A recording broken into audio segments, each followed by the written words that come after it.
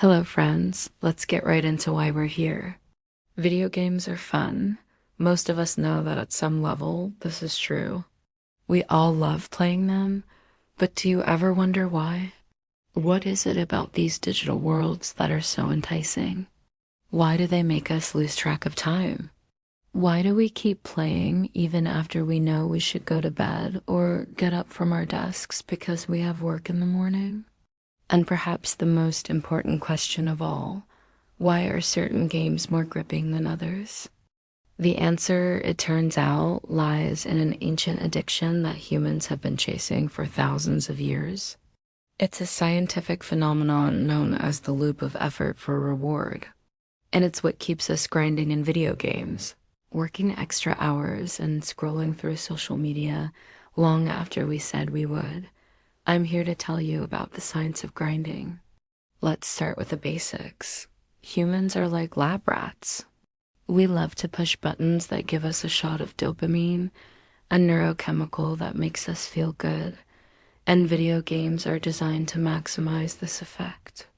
Think about your favorite game. Maybe it's Fortnite, Call of Duty, or World of Warcraft. When you play, what's rewarding you? Is it the visuals, the story, or the gameplay? No, it's the little dopamine hits you get when you complete tasks and overcome challenges. You might not be aware of it, but every time you do something in a video game, there's a little reward center in your brain that lights up. This is called the reward pathway. It's a network of neurons that uses dopamine to communicate, and it tells us whether or not something is worth our time and energy.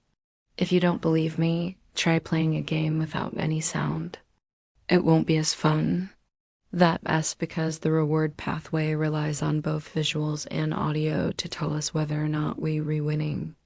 If you want to know why humans are so obsessed with video games, this is where we have to start. But before we move on, let's talk about our sponsor, Masterworks. Now back to the video. Let's take a look at a game called The Flint and Tinder. This is a survival game set in the Stone Age. You have to gather resources, build a fire, and find food. It's pretty basic, but it's also very satisfying. Why? Because it taps into our primal instincts. The game is designed to simulate the hunter-gatherer lifestyle of our ancestors, and this is where things get interesting.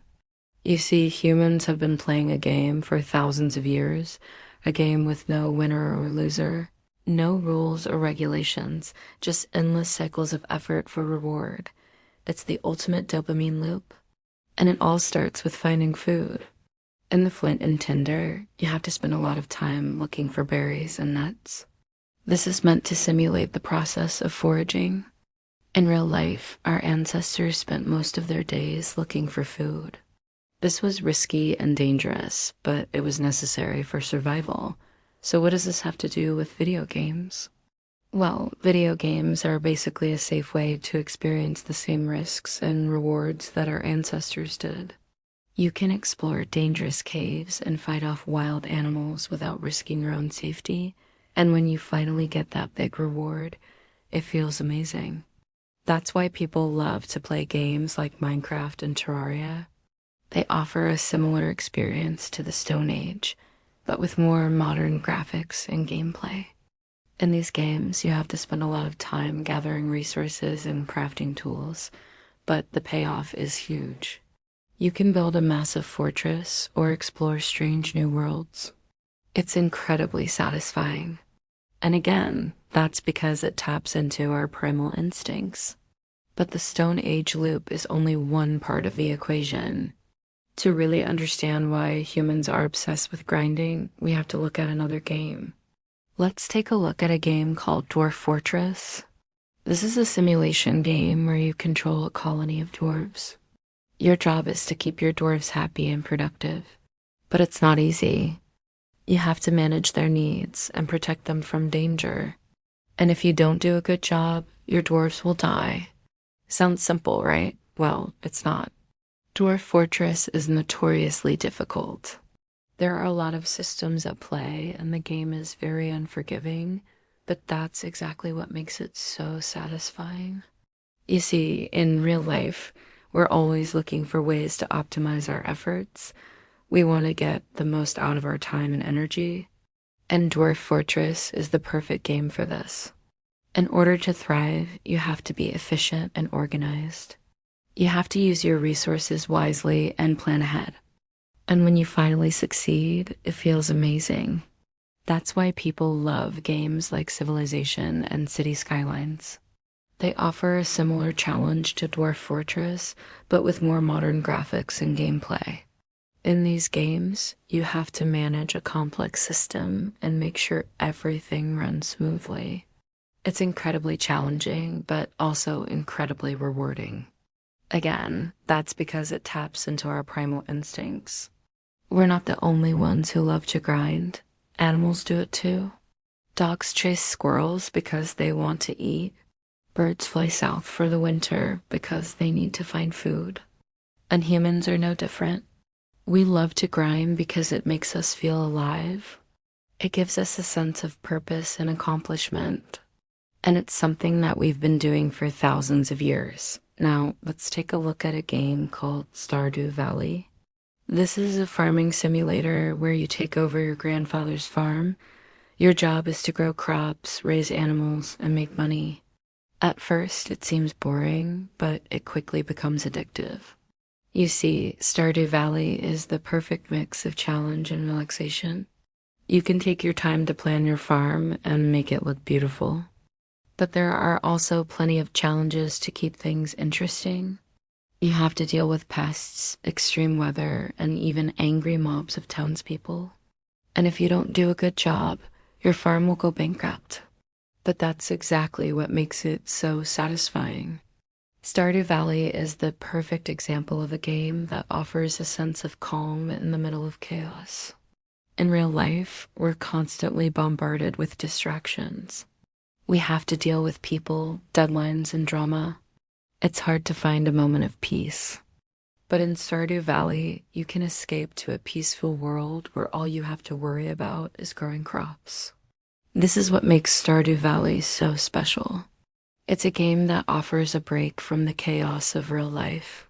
We all need a little bit of that sometimes. Let's take a look at another game called Animal Crossing. This is a life simulation game where you live on an island and make friends with cute animals. Your days are filled with relaxing activities like fishing, bug catching, and fossil hunting. There's no real sense of urgency in Animal Crossing. You can take your time to explore the island and enjoy the scenery. And if you don't do a good job, well, nothing really happens. But that's exactly what makes it so satisfying. Animal Crossing is the perfect game to unwind after a long day. It's a game that lets you relax and enjoy the simple things in life. In real life, we're always rushing around and trying to accomplish something. But in Animal Crossing, you can take a step back and appreciate the beauty of the world around you.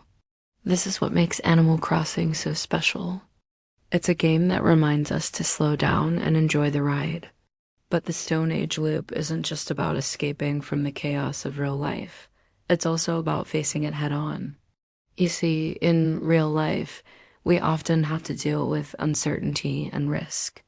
We have to make decisions with incomplete information and deal with the consequences, and this is where things get interesting. Our brains love uncertainty. It's what keeps us engaged and motivated. And games are the perfect place to experience this kind of uncertainty in a safe environment. Let's take a look at a game called Hades. This is a roguelike dungeon crawler where you play as Zagreus, the prince of the underworld. Your goal is to escape hell and return to the world of the living, but it's not easy. Each time you enter the underworld, you have to fight your way through hordes of enemies and try to stay alive. And if you don't do a good job, well, you'll have to start over again. But that's exactly what makes it so satisfying. Hades is the perfect game for those who love to test their skills. It's a game that really puts you to the test. In real life, we often have to deal with risk and uncertainty. But in Hades, you can face these challenges head on and see how far you can go. This is what makes Hades so special. It's a game that reminds us that we're capable of more than we think. As you can see, the science of grinding is complex and fascinating. It's a combination of our primal instincts, our need for challenge, and our desire for relaxation. Games are the perfect place to experience all of these things in a safe and enjoyable way. So the next time you find yourself grinding away on your favorite game, remember that you're part of something much bigger. You're part of a long line of humans who have been chasing the loop of effort for reward for thousands of years. And who knows, maybe you'll discover something new about yourself along the way. We have discovered the reason why we get addicted to video games. And it has nothing to do with your willpower, self-control, or maturity. It's in the very fabric of our brains. We are going to explore the science of grinding, why we can't stop playing video games, why we're willing to work 80 hours a week for an exciting life that seems just out of reach, why some people would rather be homeless than give up their phone. This is a tale as old as time. Humans across cultures have been addicted to loops of effort for reward for as long as we've been around. But before we explain why this happens, let's look at some examples of grinding throughout history. The ancient Egyptians were obsessed with the idea of eternity, so they made sure to make their writing reflect that. Take a look at these writings found on the walls of the British Museum. All of this scroll work was done by hand, no Photoshop needed. Each scribe spent months, if not years, creating these works of art, but here's the catch. There wasn't much variation in these designs. They were just endless loops of the same pattern over and over again. For example, there's this famous piece called the Ogden Nash Papyrus. If you zoom in, you will see that it is just a continuous loop of lotus flowers. The scribe responsible for this creation likely had to repeat the same motion over and over again for weeks until it was complete. But despite the tediousness of the task, these scribes were considered the highest status members of society. Creating these elaborate pieces of scroll work was a sign of wealth and power. After all, who has the time to do something so meaningless as drawing endless lines? Another example of the allure of grinding can be seen in the world of fashion. Have you ever noticed that certain outfits just look better when they have some kind of repeating pattern? For example, people love to wear shirts with stripes, plaid, or polka dots. And one reason for this is that these patterns create a sense of rhythm and flow in our outfits. Our eyes like to follow the lines and shapes as they repeat themselves over and over again. This creates a sense of visual interest and makes the outfit more appealing. But the reason why people like to wear these kinds of outfits goes beyond just aesthetics. It also has to do with the way our brains process information. Our brains are constantly bombarded with sensory input, and it can be hard to filter out all the noise. But when we see something that repeats itself, our brains are able to process it more efficiently. This is why we are drawn to things like music, movies, and TV shows, because they create a sense of familiarity and predictability. This is something that humans have been taking advantage of for thousands of years. Think about it. Some of the most popular forms of entertainment today are things like video games, social media, and streaming services. These things are designed to keep us engaged and coming back for more. They create a sense of addiction through repetition. This is why it can be so hard to break the cycle of using these things. We are literally hardwired to seek out patterns and then repeat them. But what does this mean for us? Well, for one thing, it means that we need to be aware of the tricks that are being used to keep us addicted to things like video games. Many games are designed to take advantage of our natural inclination towards repetition. Take a look at any video game, and you will see evidence of this. For example, the hit game Fortnite has been accused of intentionally adding features that make it more addictive. One of these features is called loot boxes. Loot boxes are essentially a form of gambling. Players pay real money for the chance to win virtual items, but the odds of winning are often very low. Despite this, players spend billions of dollars on loot boxes every year. Why? Because our brains love the thrill of the chase. When we think we might have a chance of winning something, no matter how small that chance is, our brains release a surge of dopamine. Dopamine is a neurotransmitter that plays a role in our ability to focus on certain tasks. In other words, our brains are wired to repeat behaviors that give us even the smallest amount of dopamine. And what gives more dopamine than video games? Video games are designed to take advantage of our need for instant gratification. In a world where we can get anything we want with a few clicks of a button, it's hard to resist the temptation of a game that promises excitement and thrills. But it's not just the dopamine rush that keeps us playing. Video games also tap into our need for social connection. Playing a multiplayer game can be a great way to meet new people and make friends. In a world where social interaction is becoming more and more digital, this is a powerful motivator. So what can we do to stop getting addicted to video games? Well, the first step is awareness.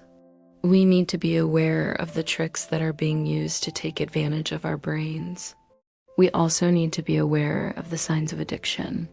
If you're spending more time playing video games than you can afford, if you're neglecting your responsibilities, or if you're spending more money than you can afford on in-game purchases, then it's time to take a step back and ask yourself why. Another thing that can help is setting limits. It's important to have a plan for how much time you're going to spend playing video games.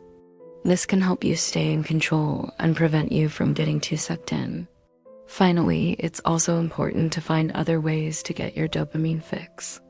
Exercise, socializing, and getting enough sleep can all help you feel good without the negative consequences of a video game addiction. But it's not just video games that we need to be careful of. Any activity that takes advantage of our need for instant gratification and social connection can become addictive. That's why it's important to be aware of the warning signs and set limits for ourselves. We are all vulnerable to addiction, but by understanding the science behind it, we can protect ourselves and our loved ones. So the next time you feel the urge to escape into a world of fantasy and adventure, take a moment to consider the cost. Is it really worth it? Or are you just being taken advantage of? In the 1990s, there was a show called Mr. Show. There was one bit in particular that always stuck with me. Two guys are talking in an office. One of them is talking about how he's going to quit his job and start working for himself. He's going to strike out on his own and make something of himself. He's tired of working for the man and he wants to do his own thing. His friend tells him that's a bad idea. You should never quit your job unless you have another one lined up. You need to be practical and realistic. You can't just go around quitting jobs and expecting everything to work out. You need to have a plan. The guy says that's exactly what he's doing. He's got a great idea for a business and he's confident it will work. His friend tells him that's not a good enough reason. You need to think about your responsibilities. You have a family to support. You can't just quit your job and go chasing some pipe dream. The guy tells his friend that he doesn't understand. He's got a good idea and he wants to pursue it. He's not worried about all the naysayers. He's confident that he can make it work. His friend tells him he's an idiot. The guy gets mad and tells his friend to go F off. Then he quits his job and starts his own business. Fast forward a few years and the guy who stayed at his job is miserable. He's still working for the man and he's not happy about it. The guy who took the risk and started his own business is now a millionaire. He's successful and he's happy. This story illustrates a few important points. First, it shows the importance of taking risks. Often the biggest risk is not taking any risks at all. The guy who stayed at his job ended up being miserable. The guy who took the risk ended up being a millionaire. Second, it shows the importance of having confidence in yourself. The guy who started his own business was confident that he can make it work, and he was right. The guy who stayed at his job was a coward, and he ended up regretting it.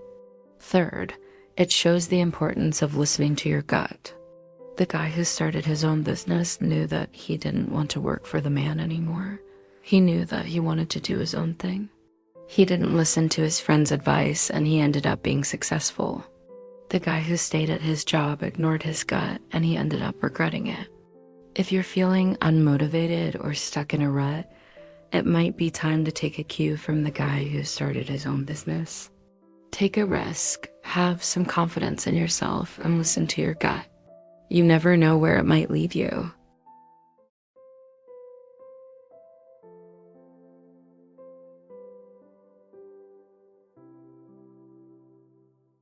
In today's video, I want to talk about why we can't seem to stop grinding. Why are there always some things that we just do over and over again, even though they don't make us happy? Well, I think it might have something to do with an ancient form of hypnosis. Okay, so one way we can get hypnotized is through a process called ideomotor learning. This is where you repeat a behavior until your brain gets wired to do it without thinking. And then whenever you see the stimulus or feel like you need to repeat the behavior, you just do it. So like brushing your teeth or tying your shoes, those things that you don't really need to think about because your body just does them automatically. That's ideomotor learning. Now, in his book, Can't Stop, Won't Stop, author Mo Gaudat describes how the same thing happens when we engage in destructive behaviors too, like nail biting or smoking. But in these cases, we don't want our brains to get wired to do these things automatically. So what we have to do is trick our brains into not doing them. By putting super glue under your fingernails or, getting an implant that sends signals to your brain whenever you try to light up. Yeah, and then when you do the thing that you're trying not to do, you punish yourself. Obviously, this isn't the most fun approach to changing your behavior. So a lot of people just deal with having these destructive habits. Like if you ask most people, they'll say they have at least 1 or 2 bad habits that they wish they could quit. It's just kind of part of being human. Like most people drink too much coffee, eat too much sugar, or stay up too late scrolling on their phone. We all have our little vices that we know aren't good for us, but we can't help ourselves. So yeah, maybe if we can't stop ourselves from doing these small things, we don't stand much of a chance against the grind. So what is the grind anyway? The grind is what we do when we're pursuing a long-term goal. Day after day, step by step, rep by rep. The grind is what we do when there's no immediate reward, only delayed gratification. And so when we pursue goals that are too big or too far off, we use the grind as a way to make them more manageable. Like instead of thinking about writing a book, we break it down into smaller goals like write a page a day or write 500 words a day. When we're training for a marathon, we don't think about running 26.2 miles. We think about putting one foot in front of the other, one step at a time. But still, sometimes we get lost in the small picture and the steps themselves become the point, not just a means to an end. And this is especially true when the steps themselves are fun. When we find pleasure in the grind, then we start to value the process more than the product, the journey more than the destination. So when a video game is fun, playing it becomes a habit, right? Because we find pleasure in the reps.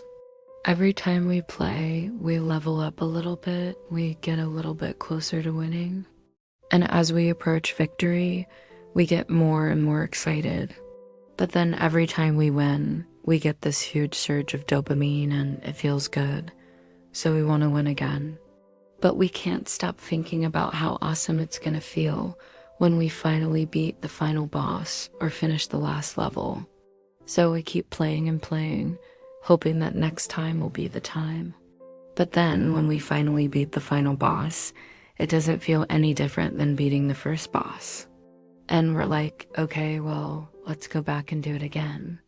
And we can spend hours or days or weeks chasing this feeling that we never get. Okay, now aside from the pleasure that we find in the grind itself, I think there are 2 other factors that make it hard to break free. First is the idea of sunk cost. If we've already spent a lot of time, energy, or money into something, we tend to stick with it even if it's not working out. Like if we've already invested 10 hours into a video game, we don't want those 10 hours to have been a waste. So we keep playing even though we know we should quit. Now, the second factor is opportunity cost. If we're grinding away on something, we don't want to miss out on the potential rewards of our efforts. So we keep going even if we're exhausted or burnt out. Like if we're training for a marathon, we don't want to miss out on all the hard work we've put in. So we push through injuries or illnesses that would normally keep us off the pavement. Okay, so how do we break the cycle of the grind?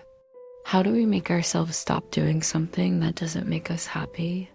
Well, according to psychologist Carol Duquette, the answer lies in understanding the difference between intrinsic and extrinsic motivation. Extrinsic motivation comes from external rewards or punishments. Like if you pay your kids $1 for every hour that they clean their room, they're only going to clean their room for the money. They won't actually enjoy cleaning their room. Intrinsic motivation, on the other hand, comes from within. Like if your kids take pride in their ability to keep a clean room, they'll clean their room because it feels good to them. They don't need a reward or a punishment to motivate them. And so when we're pursuing a goal, we want to find ways to make the process more intrinsically motivating. Instead of thinking about all the things we have to do, we want to focus on the things we get to do. For example, if we're trying to save money, we can focus on all the financial freedom that will bring us rather than the sacrifices we have to make. If we're trying to get in shape, we can focus on all the health benefits of exercise rather than the workouts we have to do. Now, this isn't always easy, especially when we're first starting out. Like if we're not used to exercising, then the workouts we have to do are all that we can think about. But over time, if we can reframe the way we think about the process, we can start to find pleasure in the grind itself. And this can help us stay motivated for the long haul. I wanted to share one more story that illustrates this idea of finding pleasure in the process. Okay, so this story comes from Robert Greene's book, The 48 Laws of Power. It's about a man named Nicola di Niccoli, who is an Italian Renaissance painter. Now, unlike a lot of the other artists of his time, Nicola wasn't interested in painting religious scenes. He wanted to paint everyday life. But he knew that if he wanted to make a living as a painter, he had to paint religious scenes. So he decided to do both. During the week, he would paint religious scenes to make money. And on the weekends, he would paint the things he really wanted to paint. He did this for years, and he never showed anyone his secular paintings. But one day, an art critic named Vasari stumbled upon his studio and saw one of his secular paintings. And Vasari was blown away by the painting. It was so realistic and so full of life, and he immediately recognized Niccolo's genius. Vasari wrote about Niccolo in his book, and suddenly Niccolo's paintings were in demand. People wanted to pay him a fortune to paint anything he wanted, so what happened? Well, I think Niccolo was able to find pleasure in the process of painting both types of scenes. He didn't see them as a chore or a means to an end. He saw them as an opportunity to express himself, and this allowed him to stay motivated and produce great work for decades. What I'm saying is that sometimes we have to do things that we don't necessarily want to do. But if we can find a way to make them more enjoyable, then it makes it easier to stay motivated. Okay, so monks have been doing devotional repetition for hundreds of years. In fact, it's one of the oldest forms of meditation. The idea is simple. You just repeat a phrase or prayer over and over again, and as you do, you focus on your breath. Now, at first glance, this might seem pretty boring. Like, why would anyone want to spend hours sitting in a room repeating the same phrase over and over again? But for monks, this is an important part of their practice. By repeating the same phrase over and over again, monks train their minds to focus on the present moment. They let go of thoughts about the past or future and just focus on the sound of their own voice. And as they do, they enter into a state of deep relaxation and inner peace. Now, obviously, this isn't everyone's cup of tea. I mean, I've tried it and it's just not for me. But for monks, it's a way to find stillness in a chaotic world. It's a way to connect with something bigger than themselves. And it's a way to cultivate a sense of inner peace. So if you ever find yourself feeling overwhelmed or stressed, I encourage you to try something new. Maybe you could start a daily meditation practice, or take up yoga, or start a gratitude journal. Try something that helps you slow down and appreciate the present moment, because that's ultimately what life is about, right? It's not about the big wins or the fancy accomplishments. It's about finding peace in the present moment. It's about finding beauty in the mundane. It's about finding joy in the journey. You might not think there's much science to it. It just kind of feels like you have an itch and scratching that itch makes you feel better. But in reality, there are multiple areas of your brain lighting up whenever you do this. You're triggering reward pathways and hijacking your own neurochemistry. So in a way, every single itch scratch is a mild form of self-induced brainwashing. So what does this mean for bigger things? Like, why do we study for years to take a test when we could just wing it? Or why would we spend weeks grinding away at a boring task only to quit right before we reach the finish line? Why do we put ourselves through all this work when we don't even enjoy working hard? We want to get to the bottom of the science of grinding, why we're so obsessed with putting in the effort to reap the rewards. And we thought we'd start by looking at one of the most extreme forms of grinding ever practiced, which is still being done today in places around the world. Confucian Exam Hell. Let's set the scene. It's the year 1905 and you live in China. The year before, you passed the first stage of the imperial examinations, something only 3% of applicants were able to do. That means you've officially become a jinchi or scholar. For the next 8 years, your life will be dedicated to passing the next stage of the exams, earning you the title of Jurin. This is basically your ticket to success in life. If you pass, you can find a prestigious government position and climb the ranks of society. If you fail, you'll probably end up destitute. Now it's time to prepare for the exams again. You know the material, but to prove that you know it, you'll need to write an essay, but you're already pretty good at writing essays. You wrote hundreds of them during your preparation last year. But that doesn't matter because the rules say that your essay needs to be exactly 400 characters long, 81 words wide and 45 characters high. Now get to writing. Welcome to the world of Confucianism. From 1368 to 1901, this was the system of exams used in imperial China to place qualified people in administrative positions in the government. It was based on Confucian philosophy, hence the name, and was generally open to anyone who wanted to take it regardless of social status. This sounds great in theory, but in practice, it meant that thousands of men spent upwards of 8 years locked away in a room studying, eating, drinking, and sleeping while they awaited their exam. To put that in perspective, that's longer than most people spend in school to earn a bachelor's degree, which usually takes 4 years unless you're at MIT, then it's 5. And it's much longer than any other professional licensing exam. The bar exam is the longest, coming in at about 2 days. It's grueling, but it's nothing compared to the imperial exams. They didn't have bar prep courses back then.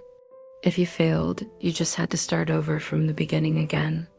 In some ways, the Confucian exams are the ultimate test of grinding. For decades, thousands of people around China would commit themselves to becoming scholars. They would read ancient texts, compose poetry, and do everything else they could to show off how well-versed they were in Confucianism. But the biggest thing they did was write. In order to pass each round of exams, they needed to prove their knowledge by writing an essay on a given topic. The catch was that the topics were usually very broad, and the format was incredibly strict. This meant that these writers weren't just trying to demonstrate that they knew something. They had to mold their knowledge into a specific shape, which tested both their creativity and their ability to conform. Out of the hundreds of thousands of hopeful scholars that started the process, only a handful made it to the very end. But this grindfest wasn't reserved for just a few super brainiacs. At least 10% of those who started actually finished the 8-year exam cycle and earned a title. Granted, that's not a huge improvement over flipping a coin, but considering the insane amount of work required, that's actually pretty good. But if the Confucian exams were so hard, why did so many people bother to take them? Well, there's two possible answers here. The first is that for most people, becoming a scholar wasn't really a choice. It was expected of them. When they were young, their families would send them off to study, and that's what they would do for the rest of their lives. The second answer has to do with the potential reward of passing the exams. Because the exams were open to everyone, a poor peasant could rise to become an emperor. And since promotion in the civil service was based solely on merit, it was also impossible to bribe or bully your way to the top. If you had brains, you could make it. So despite how grueling and lengthy the exams were, the payoff was worth it. Today, some remnants of the Confucian exams are still being felt in countries like Japan and Korea, where education is extremely competitive and rote memorization is a huge part of schooling. You can see why the Chinese invented the phrase, to grind books into a paste, to describe the level of studying required to pass the exams. We should mention that we haven't found a lot of scientific research specifically on the Confucian exams. So this example is more of a case study than a data-driven deep dive, but that doesn't mean that this historical example isn't relevant today. We're just going to take their word for it. It turns out the Confucian exams aren't the only example of humans willingly entering a cycle of grinding effort for reward. Even today, there are lots of similar scenarios happening all around us. So to figure out what was unique about the Confucian exams, we'll examine a few modern examples. If you're in college, you've probably pulled an all-nighter before. Maybe you procrastinated writing a paper or had to cram for a surprise quiz. But whatever the reason, you're sitting in your dorm room, writing furiously at 2 a.m. trying to finish your work before class starts at 9. In that moment, you know you're not learning anything. All you're doing is staying busy and hoping for the best. And yet you can't stop yourself from working, even though you know there's no real point to it. This is what anthropologists call a compulsion of the system, a situation in which the requirements of the work itself is enough to keep you going. In the case of an all-nighter, you don't need motivation to keep working. The fact that you're working is motivation enough, but why is that? Well, that brings us back to the Confucian exams because, as it turns out, the experience of pulling an all-nighter is designed into our brains. We actually love grinding, even if the payoff isn't that great. Researchers believe this comes down to our brain's reward center, which needs to be constantly fed new dopamine in order to keep us motivated to do work. But the problem is that our brains get used to getting little hits of dopamine all the time. We're essentially training our brains to crave more and more dopamine. The Confucian exams tapped into this perfectly. Each essay you wrote gave you a hit of dopamine, but the exams were designed so that you would never get that hit until you finished the entire thing. You might get a small dose of dopamine after finishing an essay, but that would quickly wear off. And then you'd need to move on to the next essay, and then the next and the next until you finished your allotment for the day. So you could get small doses of dopamine throughout the day, but it was always a bit more elusive than usual. This kept your brain on its toes, always wanting more, which kept you grinding away until you finished your quota. So the secret sauce of the Confucian exams was that they combined the need to complete tasks with the need for dopamine hits. And while the Confucian exams are over, we've essentially built the same system into our daily lives. For example, you might enjoy playing a video game, but how long do you play for? Well, it depends on how close you are to leveling up. And this isn't by accident. Video games are designed to abuse our dopamine systems. Remember, your brain wants more and more dopamine, but it doesn't know the difference between a good thing and a bad thing. So game designers will often ramp up the difficulty as you near a level cap. This way, you're always having to work a little harder to get your reward. And that little bit of extra work is exactly what the system wants. Another great example is streaming services like YouTube. Instead of levels, videos are organized into playlists, and instead of XP, you get ad revenue. These playlists are designed to be as long as possible, with new videos being added all the time. This keeps you grinding away, watching more and more videos. But that's not even the half of it. Streaming services also rely on engagement to get ad revenue, meaning they make more money if you watch more videos. But they also want you to watch longer videos. So streaming services often build their own custom algorithms that serve you videos that are just a little bit longer than the average. This means you're always working a little bit harder to get your reward. And that little bit of extra work is exactly what the system wants. So the Confucian exams were just the original version of a system that now controls much of our everyday lives. We're constantly being encouraged to work just a little bit harder for just a little bit longer. And the worst part is that it works. Just ask any insomniac who accidentally fell down a YouTube rabbit hole at 2 a.m. Of course, sometimes we enter a loop of grinding without even realizing it. This might happen when we're bored or have too much free time on our hands. But a lot of times, it's the result of a calculated decision.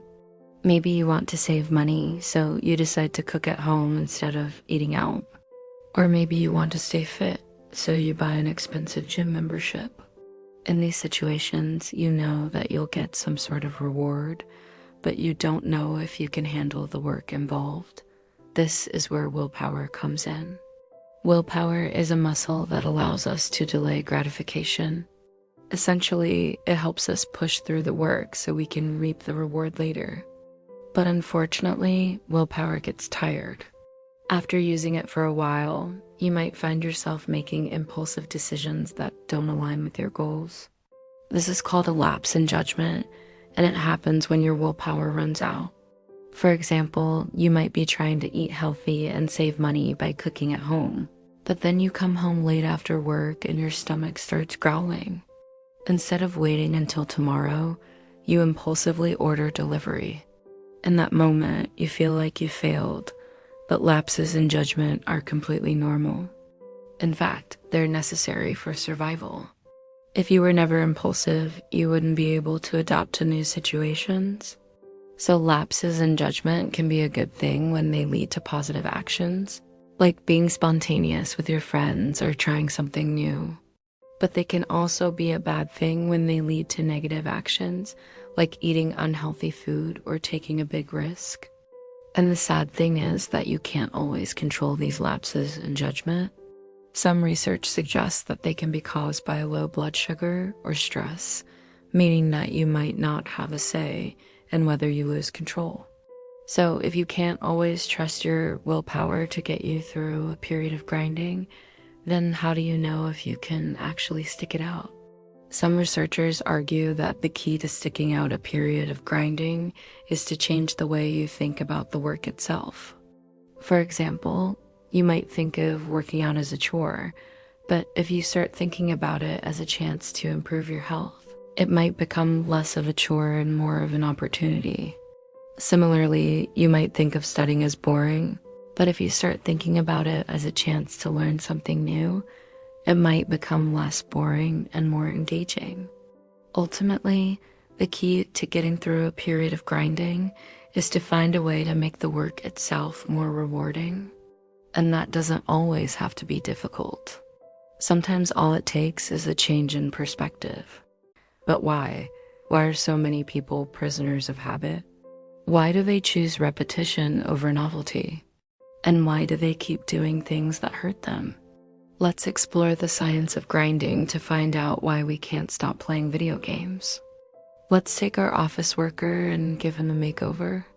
Let's call him Steve. Steve is your average American male. He works a normal job, watches YouTube videos, and eats cheap fast food. One day, Steve decides to quit his job and start working for himself. So he spends his savings, buys a domain name, and starts a business. But it's not easy. Being your own boss means you don't get weekends off or paid holidays. You have to work 7 days a week to make it happen. Slowly, Steve's life becomes a routine. Every day he wakes up before sunrise and goes to work. He eats takeout for every meal and spends every waking hour growing his business. 6 months go by and Steve is exhausted. His new life has become monotonous and boring. But he can't change because he invested so much time and effort into his business. If he stops now, all his hard work will have been for nothing. So Steve keeps pushing. Another 6 months go by and Steve is burnt out, but he still can't stop. He knows his business is close to taking off. He can feel it in his bones. If he can just hold on a little longer, everything will be worth it. A year goes by and Steve's business is booming. He's made enough money to hire employees and outsource most of his work. Suddenly, Steve's life is filled with purpose and meaning. Even though his work is repetitive and sometimes boring, he loves what he does. The reason he's able to love something so mundane is because of all the effort he invested into it. Effort makes us care. It makes us fall in love with something, even if it's completely meaningless. Why does this happen? According to psychology, the answer is dopamine. Dopamine is a neurotransmitter that plays a major role in our desire and motivation. When we experience pleasure, our brain releases dopamine. That's why food tastes good, sex is fun, and drugs are addictive. They flood our brains with dopamine, which gives us an intense feeling of euphoria. But there's a catch. Our bodies get used to dopamine very quickly. That's why food stops tasting good after a while. Sex doesn't feel as pleasurable, and drugs lose their euphoric effect. This is called the dopamine tolerance. To avoid it, our brains have evolved to seek out new sources of dopamine. That's why we fall in love with new hobbies, relationships, and experiences. The novelty of something makes it exciting. It gives us a rush of dopamine that feels great, but the excitement doesn't last long. Eventually, the dopamine fades and we need to find something new. That's why most people only get excited about something for a few months or years. Once the novelty wears off, it's hard to stay motivated. There is a way to fight the dopamine tolerance, though. Instead of chasing new highs, we can trick our brains by making everyday activities more rewarding. This is called the compounding effect. By making small improvements to our daily lives, we can create positive feedback loops that increase our dopamine levels over time. This is why some people are able to find excitement and challenge in mundane tasks. They know that even though the task itself may be boring, it's part of something bigger. Their work may be repetitive and sometimes boring, but they love what they do. The reason they're able to love something so mundane is because of all the effort they invested into it. Effort makes us care. It makes us fall in love with something even if it's completely meaningless. Take our office worker, for example. He knew that even though his work was repetitive and sometimes boring, it was also important. He was the cog in a machine that kept moving forward. And because of his efforts, the company made a profit. This gave him a sense of pride and satisfaction. It made him feel like he was a valuable member of society. This is the same reason why people fall in love with their jobs. Sure, some jobs are more exciting than others, but at the end of the day, it's the effort we put in that makes us love our work. We like to think that we're more sophisticated than our hunter-gatherer ancestors. We tell ourselves that we have meaningful jobs and important responsibilities. But the truth is, we're all just trying to find a way to stay busy. We don't want to sit around all day doing nothing. We want to feel like we're accomplishing something, even if it's meaningless. The Victorian work ethic. As long as humans have existed, we have sought out loops of effort for reward. This is hard-coded into our DNA, but it wasn't until the Industrial Revolution that grinding became widespread. Before the Industrial Revolution, most people worked as farmers or craftsmen. They didn't have to worry about being replaced by machines because their skills were unique and valuable. But then came the factory. The factory was a machine that could produce goods faster and cheaper than any human. It didn't matter if you were a skilled craftsman, you would eventually be replaced by a machine. The only way to stay ahead of the curve was to become a machine yourself. This is where the Victorian work ethic comes in. The Victorian work ethic was a set of beliefs that emphasized hard work, discipline, and responsibility. These beliefs were popularized by Charles Darwin and John Stuart Mill. They believed that the only way for humans to survive in an ever-changing world was to become efficient machines. They believed that we should strive for perfection and never be satisfied with mediocrity. How did they do it? How did the Victorians manage to turn humans into machines? Well, it started with the factory. The factory was a place where workers were treated like machines. They had to follow strict rules and complete their tasks quickly and efficiently. They were paid based on the number of items they produced. This created a system where workers were incentivized to become more efficient.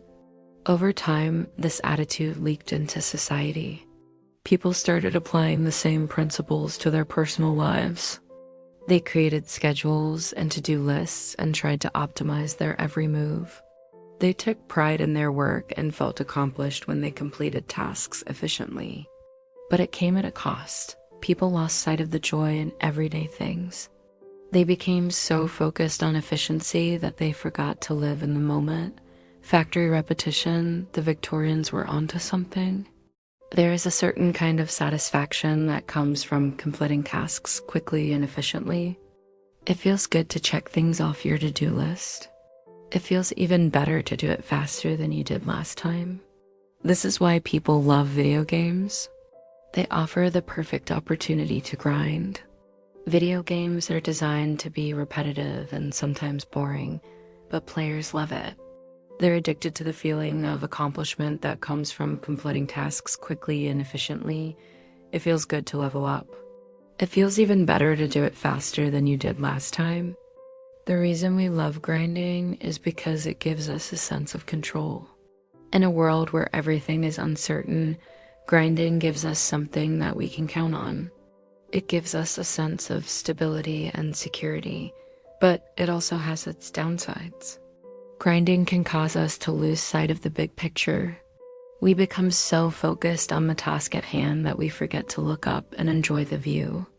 We forget to appreciate the journey and focus solely on the destination. This is one of the reasons why people regret their lives as they get older. They realize that they've spent the best years of their lives grinding for something that ultimately didn't matter. If you want to avoid this fate, you have to be aware of the science of grinding. You have to understand the dopamine tolerance and the compounding effect. You have to learn how to find joy in the journey and not just the destination. By understanding the science of grinding, you can use it to your advantage.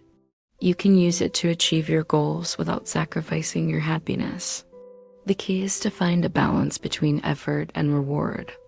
You don't want to spend too much time grinding, but you don't want to spend too much time seeking new highs either. The goal is to find a middle ground where you can enjoy the process of achieving your goals without getting addicted to the destination. We are addicted to grinding. We love to put in the work for just one more item, just one more level, just one more win. But why? Is it really worth spending all our time chasing these games? In this video, we're going to explore the science behind the grind. Why do we find it so satisfying? How does it impact our brains? And what can we do about it? So get ready to dive into the world of video games and discover why we just can't stop playing. In 2009, a game called League of Legends took the world by storm. This multiplayer online battle arena game had players from all walks of life battling it out on Summoner's Rift. But there was a problem. The game was free to play, but many players wanted to get an edge over their competition. They were willing to pay real money for virtual items that could give them an advantage in the game. And that's when Riot Games, the company behind League of Legends, came up with a brilliant idea. They introduced a new feature called Gacha. Players could use real money to buy Gacha draws, which would give them a chance to win rare and powerful items. These items were highly coveted, and players couldn't get enough. Soon, Gacha became a huge part of the game's economy, and players were spending big bucks on trying to win those rare items. But what makes Gacha so compelling? Why do people spend so much time and money trying to win these virtual items? The answer lies in the science of psychology and addiction. At its core, Gacha is a form of gambling. Players are putting their money on the line and hoping for a big payoff. When they win a rare item, their brains release a surge of dopamine, a chemical that makes them feel good. This creates a positive feedback loop where players keep playing because they want to experience that feeling again. But it's not just the dopamine rush that keeps players coming back. There's also the element of surprise. Players don't know what they're going to win until they open the Gacha chest. This unpredictability creates a sense of anticipation and excitement that keeps players on the edge of their seats. It's like opening a Christmas present. You don't know what's inside until you pull off the paper, and that mystery makes it all the more exciting. Now let's take a step back in time and look at another form of gacha, gambling in Edo, Japan. Back in the 17th century, Japan was a feudal society ruled by shoguns. The common people were known as ronin, and they had very little to look forward to. That was until they discovered a new form of entertainment, gambling. Gambling was a way for them to escape the drudgery of their everyday lives and experience something new and exciting. But what did they gamble on? Well, anything they could get their hands on: fish, livestock, clothing, even their wives. It was a high-stakes game, and the thrill of the gamble was too much for many of them to resist. Now let's fast forward to today and look at the modern version of gambling, loot boxes in video games. Loot boxes are essentially virtual gambling boxes that players can buy with real money. Inside these boxes are random items that players can use in the game. And just like gambling in Edo, Japan, these loot boxes are highly addictive. Once a player starts opening loot boxes, they can't seem to stop. They keep buying more and more boxes in the hope of getting that one rare item that they've been looking for, and the game developers know this. They design these loot boxes to be as addictive as possible, knowing that the more boxes a player buys, the more money they make. But why are loot boxes so addictive? What is it about these virtual boxes that makes us want to keep buying them? The answer lies in the science of probability and reward.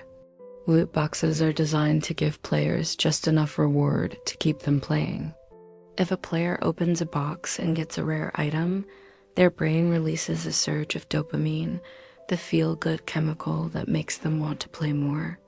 But if they don't get a rare item, they're still rewarded with something, maybe a small amount of experience points or a few pieces of virtual currency. This keeps players playing because they always have something to look forward to, even if it's not the rare item they really want. Now let's take a closer look at how loot boxes affect our brains.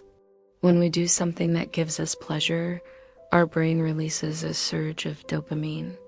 This is what makes us want to repeat that behavior. For example, when you eat a delicious meal, your brain releases dopamine, making you feel good. So you're more likely to eat that same meal again. The same thing happens with loot boxes. When you open a loot box and get a rare item, your brain releases dopamine, making you want to open more boxes. But dopamine is a tricky chemical. It's like a drug. The more we're exposed to it, the more we need it to feel the same high. This means that the loot boxes become less rewarding over time, and players need to buy more and more of them to get the same dopamine rush. But it's not just the dopamine rush that keeps players hooked.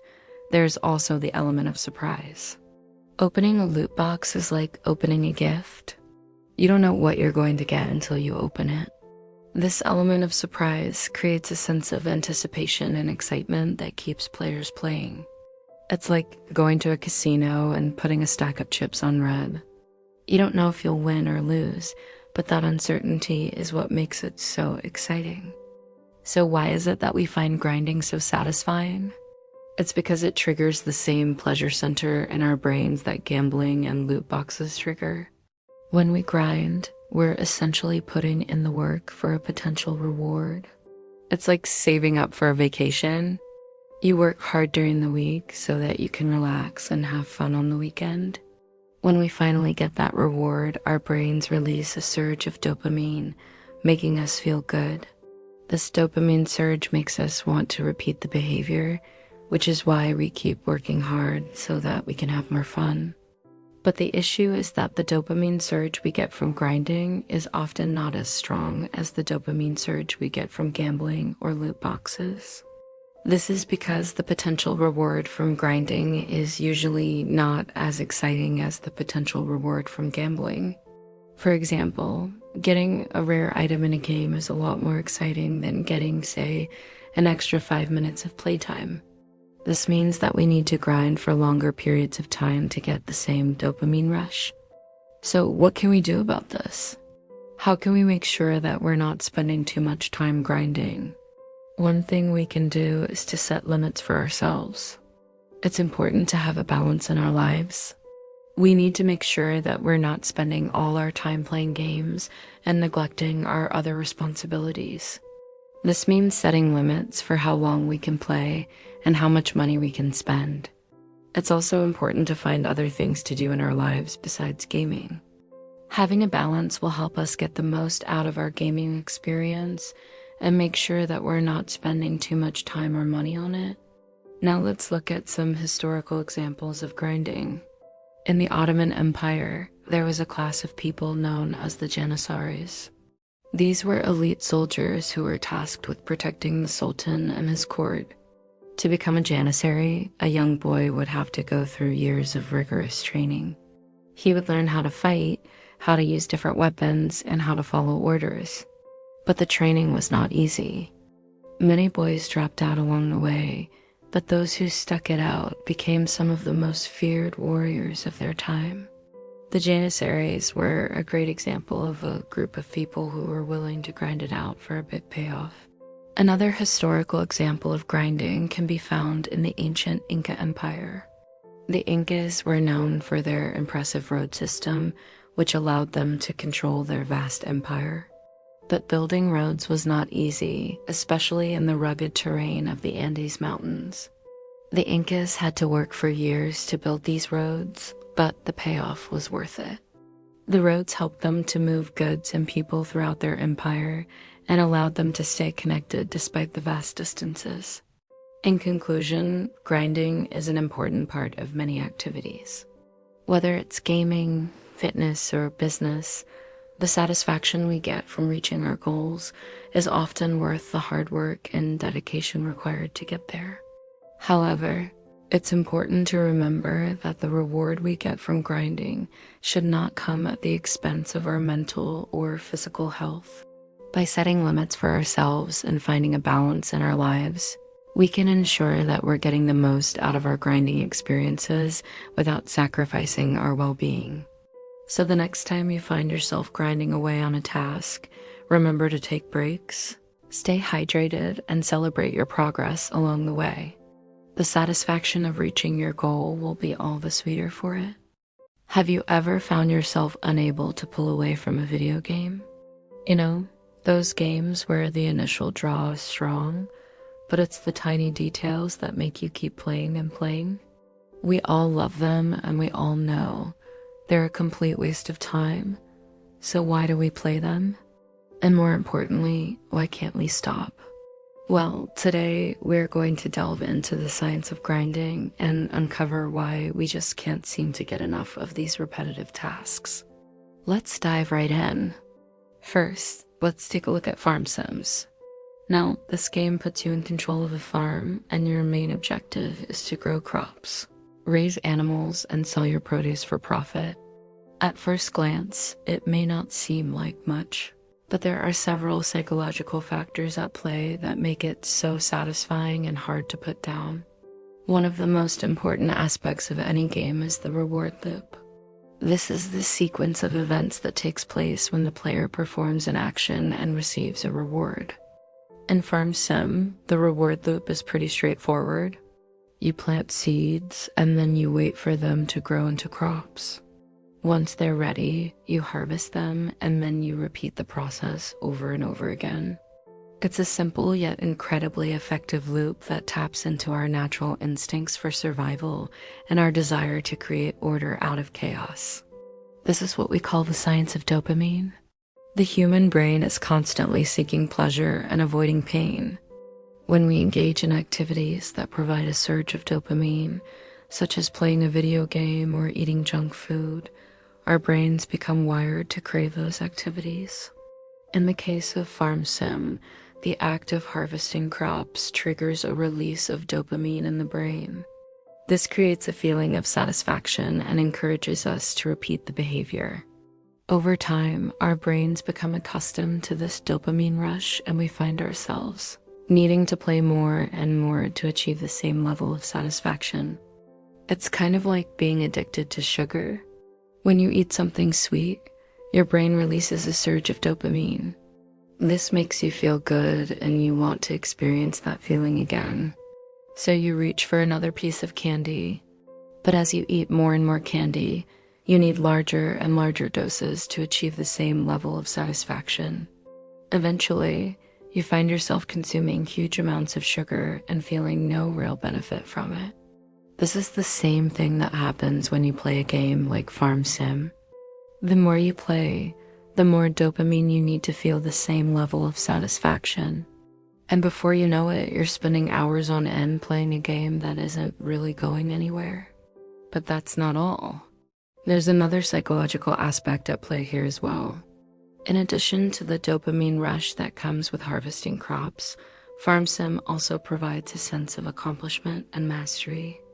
As you progress through the game and expand your farm, you feel like you are truly making a difference. This sense of agency is incredibly satisfying, and it makes you want to keep playing. In fact, this is a common theme in many popular games. For example, in Minecraft, players are able to build anything they can imagine. This sense of creative freedom is incredibly appealing, and it's one of the main reasons that the game has become so popular. Similarly, in games like Stardew Valley and Animal Crossing, players are able to create the perfect town or village. This sense of mastery over their environment is incredibly rewarding, and it keeps players coming back for more. But it's not just about the rewards. Sometimes the punishment of not playing can be just as powerful. In games like Terraria and No Man's Sky, players are able to explore vast open worlds. This sense of adventure and discovery is incredibly appealing, and it's one of the main reasons that these games have become so popular. However, there's also a sense of danger and uncertainty that comes with exploring the unknown. This creates a feeling of tension and excitement that keeps players on the edge of their seats.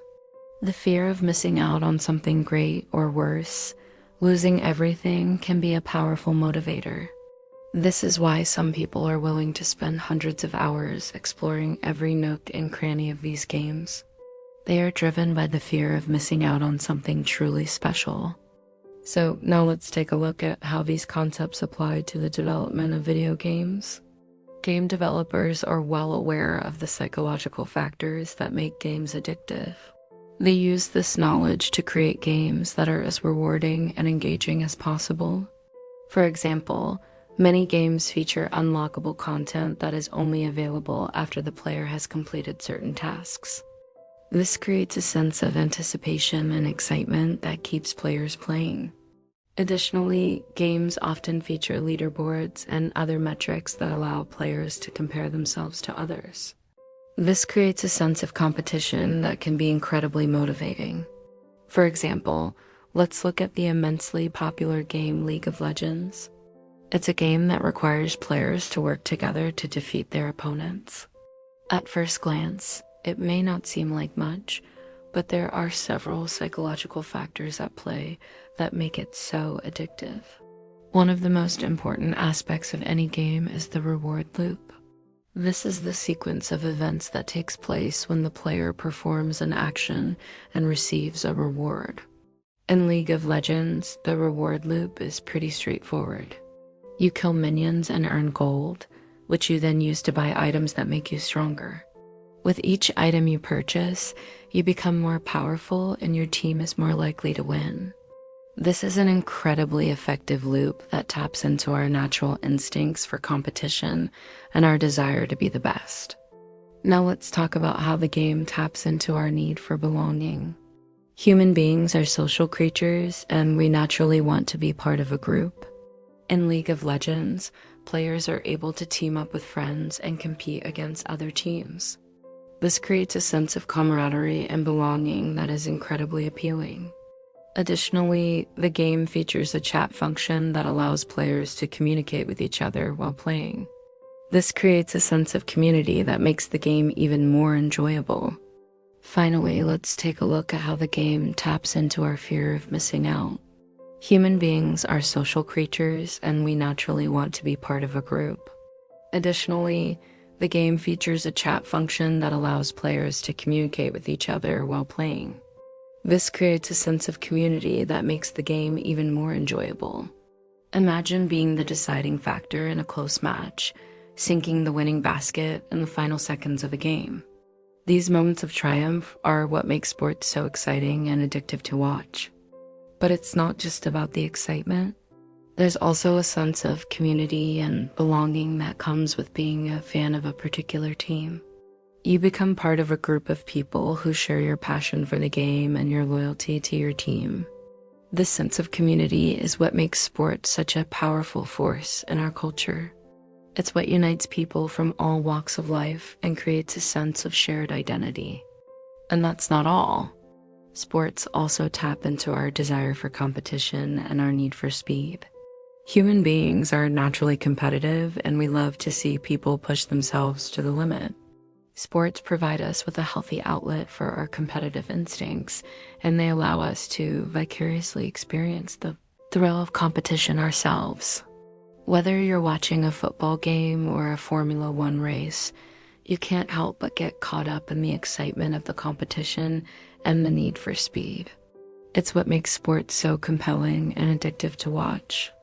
In conclusion, our fascination with loops of effort-reward is deeply ingrained in our psychology and has been a driving force in human culture for centuries. From the earliest agrarian societies to the modern world, we have been drawn to activities that provide us with a sense of accomplishment and mastery, but it's not just about the rewards.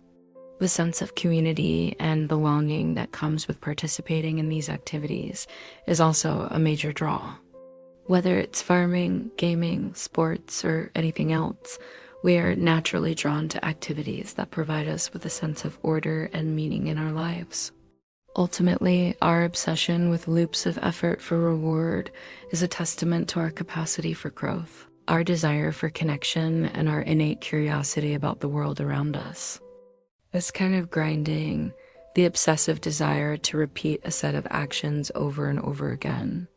And since this is a science channel, we should probably start with the science bit. There are 3 main things that cause us to get hooked on a loop of effort for reward, and they're all centered around the neurotransmitter dopamine.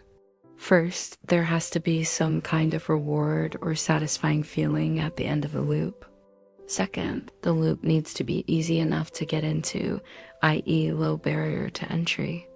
And third, there needs to be a way to track our progress and measure improvement. Now, obviously, there are many things in life that satisfy these criteria. Playing an instrument, exercising, or creating art are all great examples of healthy habits that are very rewarding. But here we're talking about unhealthy habits, specifically video games, so let's jump into it. We'll start by talking about something called MMORPG Raids. Now, if you don't know what an MMORPG is, I don't blame you, but I'll explain. It stands for Massively Multiplayer Online Role-Playing Game, basically a world full of people who all interact with each other and go on quests and fight monsters and stuff. The quintessential example of an MMORPG is World of Warcraft. But if you are one of those weirdos that likes to flex about being too good for World of Warcraft, then I suppose you could talk about Final Fantasy XIV, Guild Wars 2, or Elder Scrolls Online. I mean, really any massively multiplayer online role-playing game. And now you might be asking yourself, what the hell does an MMORPG raid have to do with grinding? Well, raids are actually a mini-game within these massive games. You see, in order to defeat a particularly powerful monster, it takes a group of about 20 players working together. So you and 19 of your closest friends will enter a dungeon where after about 3 hours of hitting a big red button and not dying, you kill the big bad monster and everybody gets loot. I have no idea how these things work because I'm a little baby. I couldn't handle playing Dungeons and Dragons with my friends, let alone 19 strangers online. But apparently a lot of people love it. In fact, I read somewhere that 90% of people who play MMORPGs participate in raids. Why would so many people willingly subject themselves to hours of boredom just to get some loot? Why do people put up with such slow and methodical gameplay when they could just be speeding through a single-player campaign? Well, it comes down to the reward and the social aspect. In the case of raids, the reward isn't gold or experience points, which are valuable in the game, but other players. Players want to be invited to raids because they want to get cool weapons and armor, but also because they want to feel like they're part of something bigger than themselves. Some people might call it community, but I would call it social obligation. You see, when you join a raid, you're expected to perform your role perfectly, otherwise the run might fail. This means you can't be a goofball or skip parts of the dungeon or goof off while your teammates are getting loot. That would be rude. It would be like going to work and refusing to do your job because work sucks. No, you have to suppress your desire to skip ropes in favor of doing your duty, which in this case is getting loot for your teammates. And the reason why you feel obligated to participate is because you don't want to be kicked out of the group. Because if you're kicked out of the group, you might never get to join another raid. And if you never get to join another raid, you might never get access to the best gear in the game, which is locked behind raid content. And if you don't get access to the best gear in the game, you might not be able to get invited to a raid ever again. So yeah, people raid because they have to, not because they want to. But raids aren't the only way to grind in MMORPGs. There's also professions. You see, in addition to killing monsters and joining raids, you can also spend your time crafting items. This is called a profession because you become a professional at making items. Some people take this so seriously that they make hundreds of the same item just to make sure they get the perfect stats on their gear. You can't imagine how boring that would be. Sitting at your computer for hours and hours on end, mindlessly clicking on buttons, hoping that the magic numbers come up. You know what I'd rather do? Literally anything else. But hey, who am I to judge? Right, I used to spend hours on end sitting at my computer doing something completely meaningless just for fun. It was called homework, but I digress. Okay, so we talked about how MMORPG raids can lead to grinding, but what about single-player games? Do they have anything similar? Well, turns out they do. In fact, it's much worse. Let me introduce you to the concept of daily and weekly resets. You see, in a lot of single-player games, The developer will make you do certain tasks every day to receive a bonus reward. These tasks are called dailies. You might have to kill 10 goblins or steal 50 chickens or whatever. Once you finish all of your dailies, you might think you're done for the day, but you're not. You still have to do weeklies. Weeklies are much more involved. They might require you to explore a new area, or defeat a mini-boss, or complete a difficult quest. Basically, the developers want to make sure that you're spending as much time in the game as possible. And what better way to ensure that than by giving away free stuff? Now, it's worth mentioning that this practice isn't limited to video games. Gambling is literally based on the exact same principle.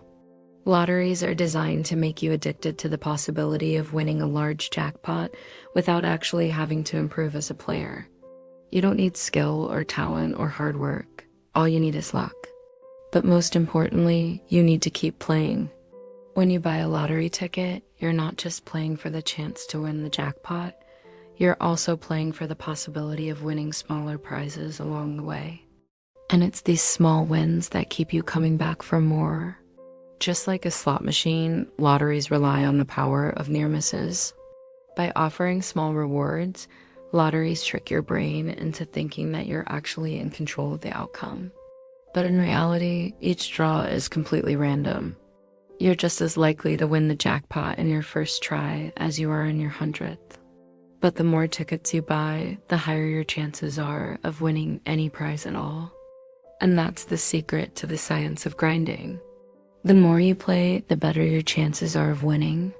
So people stay addicted to grinding in hopes of hitting the jackpot someday, even though the odds are always stacked against them. You see, humans have always loved the idea of getting something for nothing. It's why we hate paying taxes and love receiving gifts. It's why we hate manual labor and love investing. It's why we hate college and love high school. Okay, maybe that last one isn't true, but you get the point. We're all lazy and we all love free stuff. And the people who design video games know this very well. That's why they make you do weeklies and dailies. They want you to feel like you're making progress, even if you're really just treading water. You see, the human brain is wired to seek out patterns and find meaning in randomness. We're always looking for ways to make sense of the world around us. And when we can't find a pattern, we invent one. That's why people play the lottery. They think that they can beat the odds, that they can predict the outcome of a completely random event. But in reality, they're just feeding money into a machine that's rigged against them. The same thing happens in video games. When you do a daily or a weekly, you're not really making progress. You're not actually getting any closer to beating the game or improving your skills. You're just treading water. But because your brain is wired to look for patterns, you convince yourself that you're making progress. You tell yourself that if you keep playing, if you keep grinding, then eventually you will hit the jackpot. And that's why we can't stop playing. Even when we know the odds are stacked against us, even when we know that we're just wasting our time, we still keep playing because our brains are wired to look for patterns and meaning in randomness. And when we can't find a pattern, we invent one. But why do we do this? Why do we lie to ourselves? Why do we pretend that grinding is actually rewarding? Well, it's because we're lazy. We're all just lazy bastards. We want something for nothing. We want to feel like we're making progress without actually having to do anything.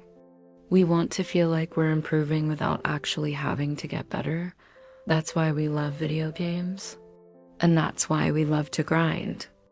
Moving on, let's talk about modern neuroloops. Let's get into some science. More specifically, I want to talk about that moment when you absolutely should stop playing, but you just can't. It seems like there's a loop in your brain that's making you keep playing, even though you really shouldn't.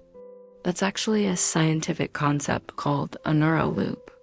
And I know it sounds kind of made up, but basically it refers to an activity that gives you a little hit of dopamine, which is this feel-good chemical in your brain, and then makes you want to repeat that activity over and over again. It's almost like an endless cycle of work and reward that keeps going and going and going. You do something, you get a little bit of dopamine, and that little bit of dopamine convinces you to do that thing one more time. But why do we do these things? And why are they so hard to stop doing once we start? Well, let's start at the beginning. Let's start with this. Your brain needs dopamine to function. In fact, it needs dopamine in order to work as intended. Dopamine is what compels you to seek out food and water and engage with other people. Dopamine is also important for regulating how you pay attention to things. How much focus you give to certain things depends on how much dopamine you expect to get from them. So if you're someone who spends a lot of time around screens, chances are your dopamine system has gone numb to all of the regular things that used to give you pleasure because those things aren't giving you enough dopamine anymore. This means that your brain isn't properly telling you to pay attention to normal everyday things anymore. So then what does this mean for video games? Well, it turns out that many games were designed with the intention of hijacking your neural reward system. When you play a video game, especially a video game that's made with modern game design principles, you'll experience small hits of dopamine every time you perform a task or complete a quest. You might gain experience points or earn money or find a piece of loot. Each of these activities gives you a little bit of dopamine. Now, dopamine itself isn't a bad thing. Like I said before, you need it to survive. But the problem arises when you start to rely on it too much, when it becomes the only thing that makes you happy or the only thing that you look forward to. If that happens, you've created a dopamine addiction. Now, don't worry, you probably don't have a dopamine addiction, but if you're spending all of your free time playing video games, you're probably pretty close to creating one. So let's take a look at some ways that games make you crave dopamine. No. 1. Randomization. Have you ever noticed that when you play a video game, you always end up getting just one more quest done? You always just need to get just a little bit stronger before you stop playing. It doesn't matter how tired you are or how much you have to do tomorrow. You need to be level 30 by tonight. But why is this? Well, it turns out that humans are hardwired to seek out novelty. We're always looking for new experiences and new challenges. And video games are designed to take advantage of this.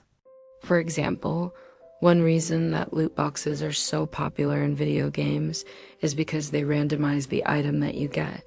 The thrill of the unknown is what makes them so exciting.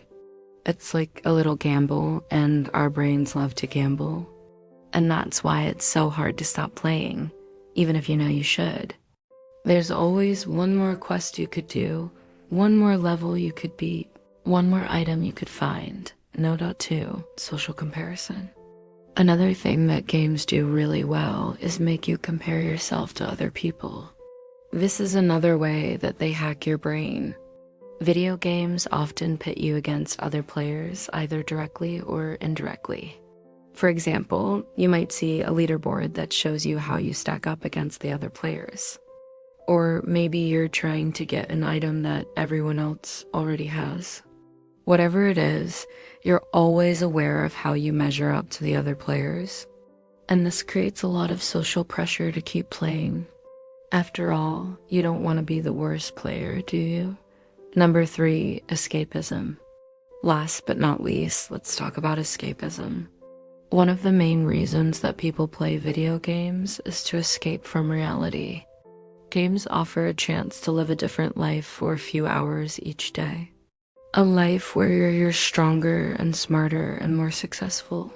And while that might sound harmless, it can quickly become a problem if you're spending all of your time in the game world instead of the real world.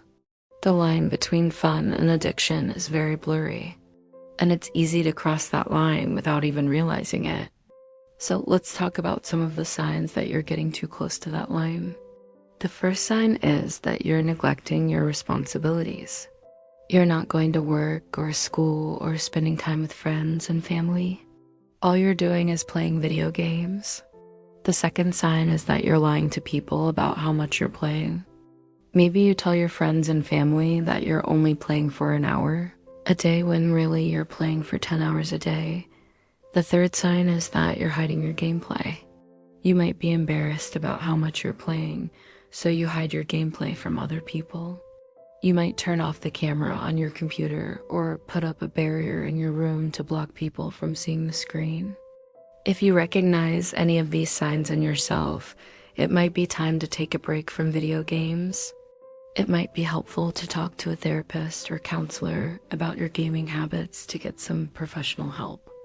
There are plenty of games out there that are perfectly enjoyable without being too grindy.